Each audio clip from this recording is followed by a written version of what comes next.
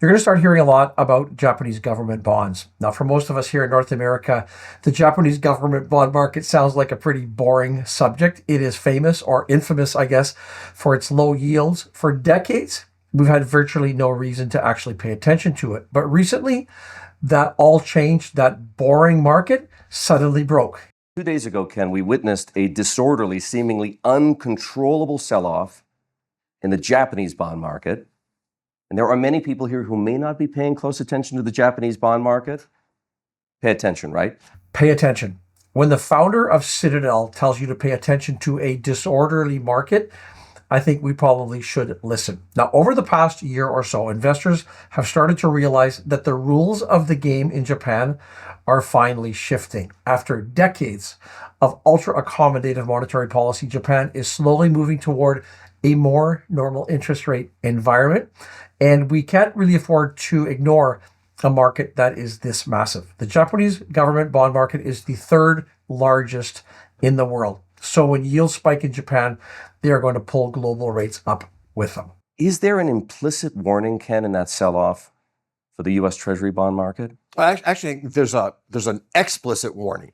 In this video, I'm going to break down exactly what that warning is. I'm going to look at the mechanics that are breaking down in Japan and explain exactly why Griffiths thinks that this puts U.S. investors at risk. Now, to understand why this all matters, we need to rewind 20 years or so. Now, for most of that time, Japan has lived in a world of extremely low inflation. They've had sluggish growth. So in response to that, the Bank of Japan pushed monetary policy further than almost any other major central bank. We have seen interest rates cut to zero, below zero for a little while. And in September of 2016, the Bank of Japan introduced something called the Yield Curve Control, or YCC. Now, under YCC, the central bank actively capped longer-term government bond yields, especially for the 10-year, I'm going to call it the JGB, the Japanese government bond. If yields tried to rise above that target, then the BOJ, the Bank of Japan, would step in and buy bonds in massive quantities with the effort to push them back down. The result was that yields were suppressed, and we saw very, very minimal price volatility. The yield curve was artificially flat. And because these bonds offered virtually no income, domestic investors like insurers, pension funds, they had a big problem over in Japan. They need to get returns to meet their longer-term obligations. So capital then flowed to places where they could get them.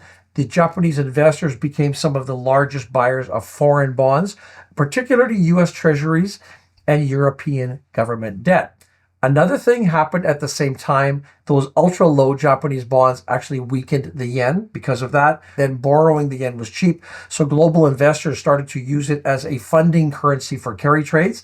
And they borrowed in Japan and then they invested in higher yielding assets elsewhere in the world. All of that has become sort of the background condition, the default condition of global markets for the longest time now. It has been stable, predictable, very deeply ingrained, and that's exactly why the changes rate that we're seeing now are getting so much attention. Over the past couple of years, inflation has finally reappeared in Japan. It's not at massively high levels yet, but it's enough to challenge the idea that zero inflation was a permanent thing. In response now, the Bank of Japan has begun very cautiously stepping away from its most aggressive policies. The key to the shifts is that it has loosened its grip on that 10-year Japanese government bond yield.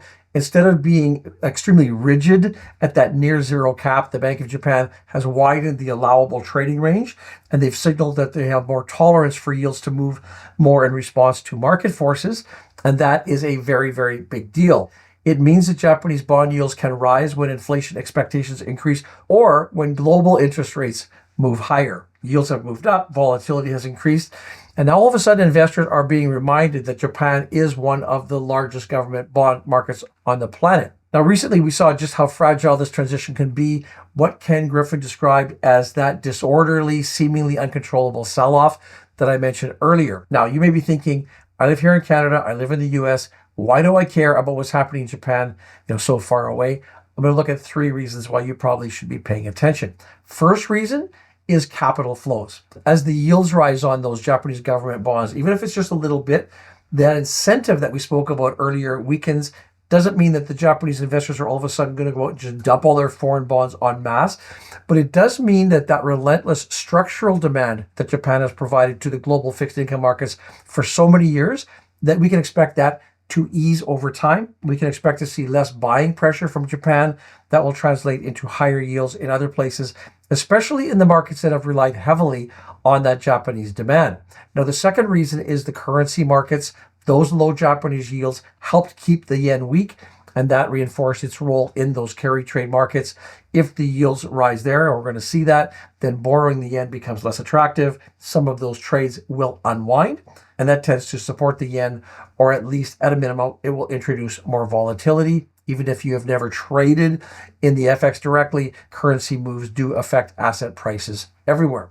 Now, the third reason you should care is global interest rate benchmarks and portfolio construction. And as the gap narrows, global yield curves are going to need to be recalibrated. That will affect how investors think about things like duration risk, crucially, the correlation between stocks and bonds. And if the US Treasuries start to look too risky, partly because that we lose that anchor to the Japanese demand, then we could see a fundamental breakdown in how portfolios work. When bonds and stocks move together in prices, then bonds are no longer a hedge for your equity portfolio.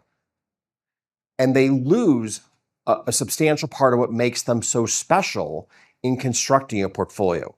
If US Treasuries are viewed as being at risk because the United States is not seen as being creditworthy, then bonds and stocks will move together in price, and that will result in bonds having a much higher demanded yield in the marketplace. This is the key risk. If bonds move with stocks, they stop protecting your portfolio during the downturns. Now, let's add some perspective here. For North American investors, this is not a panic situation, but it definitely is a signal. It's something that we should pay attention to. What we are seeing is a slow but very important structural shift. By global standards, Japanese yields are still low, and the Bank of Japan, no doubt, will still be cautious. We're going to see a normalization here at a very gradual pace that's very, very much in character for Japan. But it does matter for understanding why global bond yields might drift higher, even if domestic data hasn't changed that much. And it also matters because it highlights a weakness right here in our own backyard. You might think back to that explicit warning that we heard at the start. Well, Ken Griffiths, he isn't just worried about Japan. He's worried that the volatility in Japan is a mirror for the United States and a preview of what happens when a government takes its bond markets for granted. There's an explicit warning that if your fiscal house is not in order, the bond vigilantes can come out and extract their price. You need to get our fiscal house in order. Liz Truss was playing with fire. The Japanese just learned they're playing with fire. Is the United States, is President Trump playing with fire? Probably not yet. The U.S. has so much wealth, we can maintain this level of deficit spending for some period of time. But the longer we wait to change direction, the more draconian the consequences will be of that change. So even as a North American investor, Japan's bond market is definitely worth keeping an eye on. You might want to at least be aware that one of the world's largest bond markets is gradually becoming market-driven again. When that happens, even small changes there can have a very wide reach. Hopefully that all makes sense. As always, thank you for watching. We'll see you in the next video.